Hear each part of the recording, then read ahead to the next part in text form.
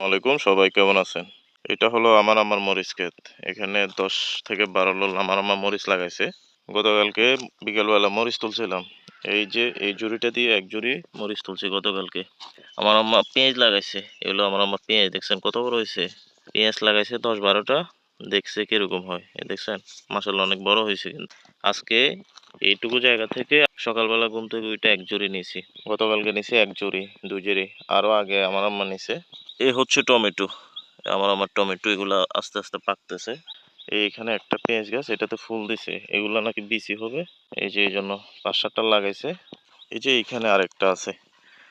এই যে দেখেন কত সুন্দর ফুলটা। এগুলো থেকে নাকি পেঁয়াজের বিচি হবে। এইখানে লাগাইছে একটা টক গাছ। আমরা গ্রামের ভাষায় মেস্টক বলি। আপনারা কি বলেন জানি না।